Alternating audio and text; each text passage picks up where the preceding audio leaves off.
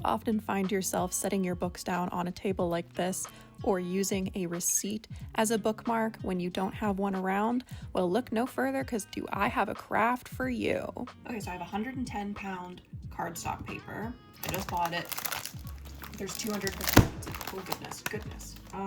250 sheets, because that's the smallest pack I can find in paper this thick. And then I have this pack of different colored threads. I did break into it at some point to use on another sculpture, but what I'm actually gonna do is I'm gonna open the whole thing up and then take pictures with my iPad of the colors so that I can color pick from it, so that I can accurately like assess and use the colors that I have for what we're gonna do, right? Hopefully that makes sense. If it doesn't, you'll see in a second about what I'm gonna do. So these are the materials. I don't have any felt, so we're gonna try with just like 2 papers stuck together, and hopefully that's the way to go. But anyways, let's get into the digital part of this. The first plan was to organize these in rainbow order, but I messed that up and put orange at the end of yellow because apparently I was not thinking straight. So here is the picture that I took and uploaded to my iPad. I'm using the program Procreate, which is what I do all of my digital art with. And then I just chose a simple big brush so that I could swatch the colors out. This is why I wanted them in rainbow order, you know, so that it was easy to pick from. And then I did this color picking tool or whatever to get all of the colors. Not all of them were completely accurate, so I did have to make up my own color for the tan and the brown, but I had them sitting in front of me, obviously, as you can see here, so it was pretty easy for me to just kind of color pick myself. And then once I had all this sorted out, I decided to go ahead and draw a little paw print, because I want a paw print on my bookmark, and then a little pun that says "you paused here." So we'll go ahead with that. So I've sketched out a rough little pixelated paw print. That's going to be our first design here. I did take some references so that I could figure out exactly how I wanted this to go. Like what kind of shape I was looking for, something that was like super simple. Maybe this will look more like a paw print once I color this in. Because I didn't want to sit here for like forever trying to figure out. Anyways, okay, so we could just leave it white like that and have like a white kitty. Or we could spice it up and do something else. So this is why I wanted to do this part digitally, so that I could like play around with the colors and see what I wanted to do. So I know I'm gonna go with that light pink for the center. So we'll just move that layer up. And then what I'm thinking is maybe like the brown, the black, and the tan. And we can use them to make like a calico kind of pattern. I guess what I could do first is maybe just fill in the whole thing. Oh, maybe not like that. This is a little wild, this brush. Let's go back up to where we were. With our brown color here, let's fill everything in. I'm not looking for this to be perfect. I just want a single color in each of these squares, because this is going to be my guide for the cross stitch pattern. Okay, then we'll take our lighter color and maybe we'll make some like some stripes. Come in here.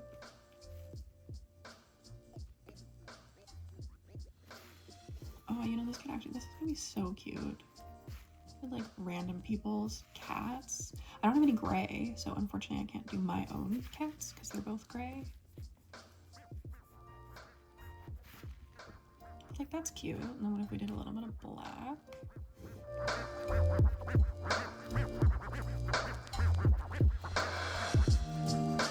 Well, so I made a couple different paw options, and then I remembered that I don't just want the paw print, I want like a whole cat arm. So now I have to go back and fix this, and I guess then I can show you guys what I've been up to in the meantime. So let's just start with this one. So we have a black and white kitty, which I think would be adorable. Let me just switch back to the brush that I'm going to be using for this.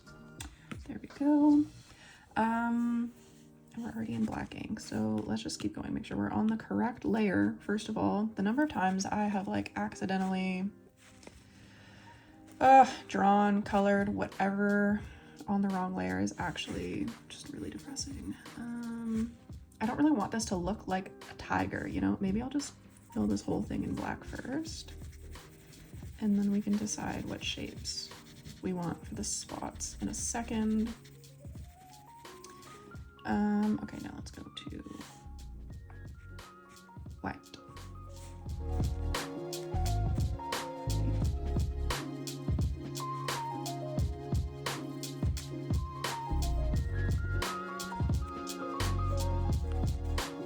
Okay, I like that.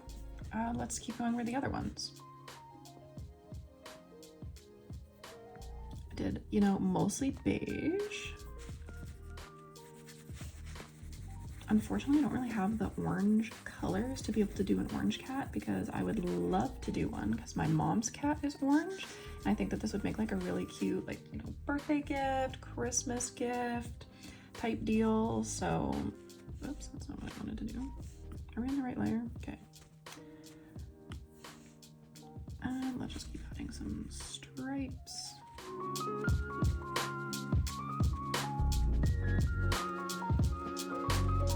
Yeah, okay, that's good. Okay, now next one is our mostly dark brown one.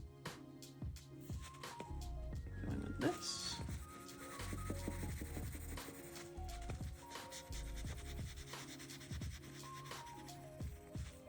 And we'll go back to the light brown color.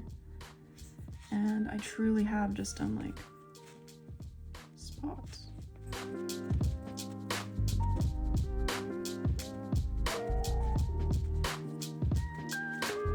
Oh yeah, okay, I really like that with the idea of like, okay, I don't want to overdo it. This looks great. Let's move on. The last one we have is the one that I added black to. So I wasn't like thrilled with the black, so that's why I'm just kind of like,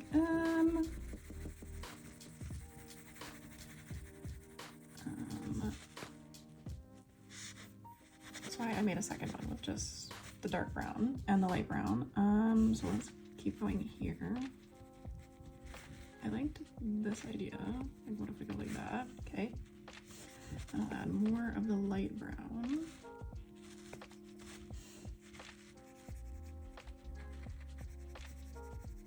I don't want everything to be too samesies, you know, pattern-wise with the cats. And then, what do I add in here? Oh, yeah, I kind of like that. Okay. Ooh, okay. I don't know, I just feel like it makes it so much better once there's like an arm attached to the cat. So, okay, so now I have I have 4 different options, and that's plenty, to be completely honest with you. I don't know if I will go ahead with like which ones I'm gonna go ahead with yet, but now that I have an idea of this, I need to go get my fabric. Actually, no, step 1, let me cut out the shape of the bookmark first. Okay, I will be back with whatever supplies I think I'm gonna need. Okay, so I've gathered a couple things. I cut my first 2" by 6" strip of paper out of the cardstock. This is actually like pretty decent, you know, thickness. And then when 2 of these are together, I think that'll be good. And then I cut out a piece of fabric. This is 14 count Aida cloth, and I've marked out with my gray marker just like the size of the, oh my god, words are escaping me right now, the size of the design. So should I maybe be scaling it up to fit a 2" by 6" bookmark? Perhaps. We're gonna try this first though. And like the problem, I guess, is just gonna be centering it, but it's gonna end up going right to the edge of the bookmark for the most part. And then the word part, I guess, will go here, and then there'll be like a little hole with a string. Anyways, I'm gonna go ahead and try and center this and poke some holes. What I'm gonna do is use a needle that I have, and I'm gonna line this up and poke holes through it. So fingers crossed that works. Try to poke the holes on this paper did not work out, so I quickly switched to cardboard and I used a pin and taped everything down, and it worked so much better. So enjoy this ASMR.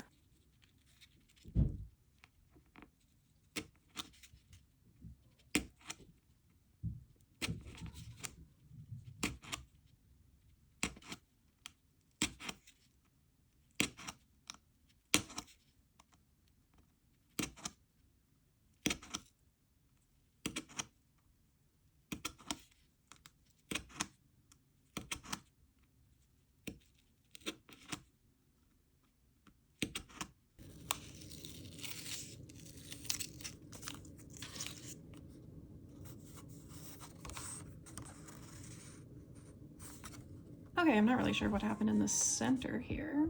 A couple of them look a little funky, so I'm guessing it must have moved a little bit, but at least the top looks really good, and it feels very cool on the back. So I guess now that we're done punching all these holes, it's time to start stitching.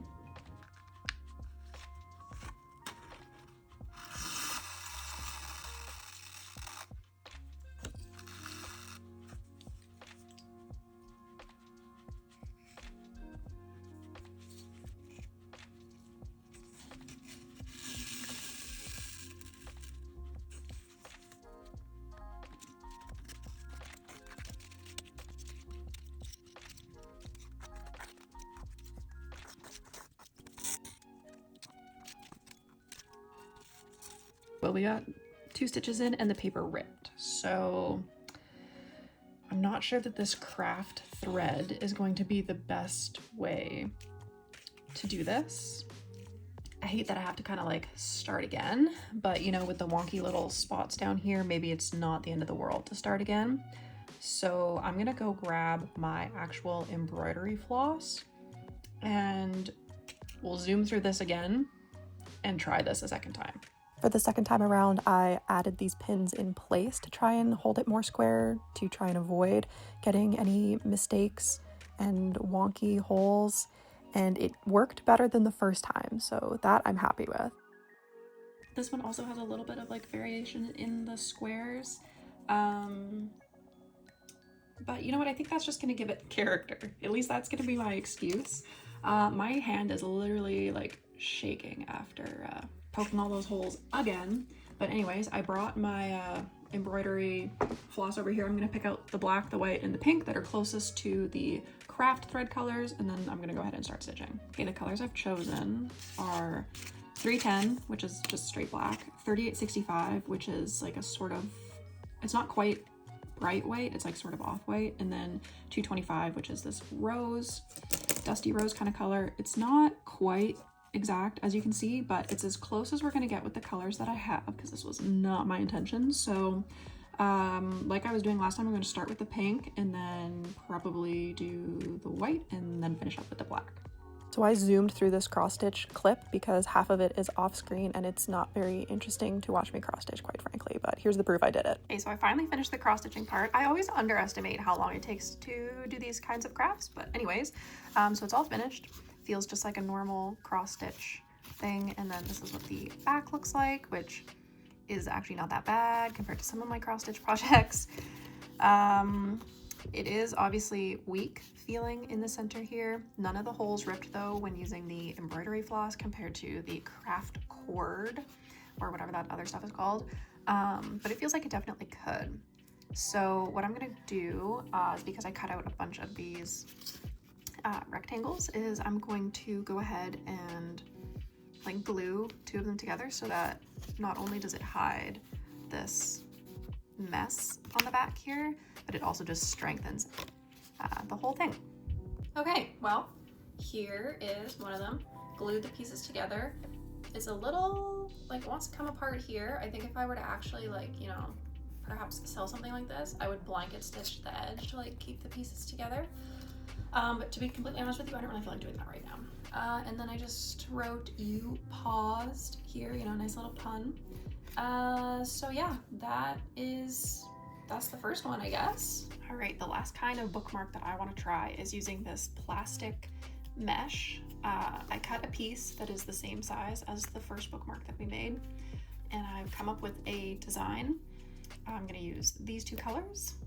I wonder if you're gonna be able to guess what it is. I'm gonna go ahead and just cross stitch the way that I did this one, and then we'll be ready to go here. I ended up having to tape a 2 square border around the edge with painter's tape and number it because I kept confusing myself, and that way I knew that I had a little border for the blanket stitch all the way around the edge.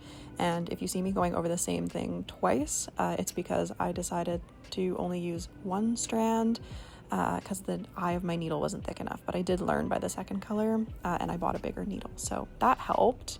I've done the first color. Can you tell what it is?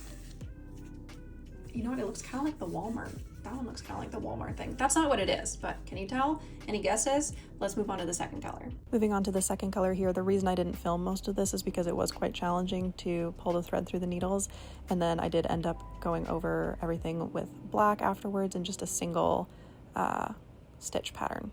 Excuse the mess that I've left behind, but I've finally finished stitching out the stars here. If you guessed it was a Starry Night scene, you would be correct. I also decided to stitch in black in the background. It used almost 20 yards of string. Would you believe that? This is what the back looks like.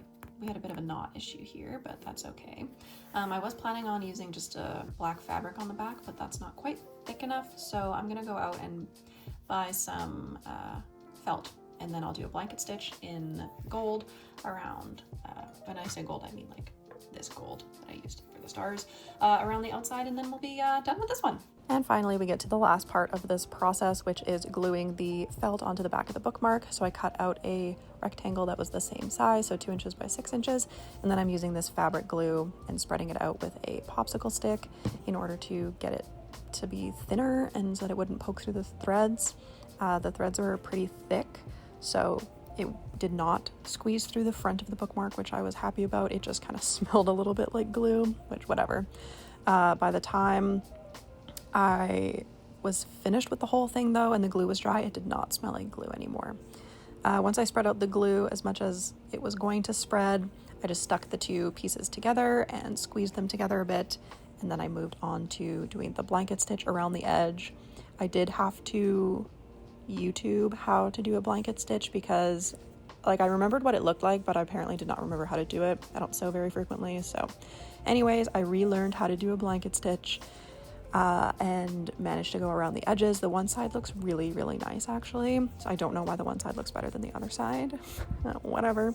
Anyways, I'm actually really happy with how the blanket stitching ended up looking, so I did show a couple of real-time clips here of me doing the blanket stitch. This was really thick, so I really had to force the needle through there, and then I time-lapse through the rest of it because it's, again, like not the most exciting thing to watch me do this, and you probably don't need to watch me do this if you do this yourself. So anyways, I'm rambling now at this point. There's only a little bit left of this video, so I wanted to say if you enjoyed this, make sure to leave a like, comment down below, subscribe to my channel. I post new videos on Mondays, sometimes on Wednesdays. This week is an anomaly because of my busy work schedule, but anyways, I hope you enjoyed the video. I enjoyed making these, and I will see you all in the next video. I hope you have a lovely week. All right, if we ignore this corner, this is the finished bookmark. I think it looks really awesome. I'm really happy with the way that it turned out. The felt on the back was a much better idea compared to the other fabric. So yeah, maybe I'll be making a pattern out of this or trying out some other patterns, different colors. We will see, but yeah, I'm pretty happy with that.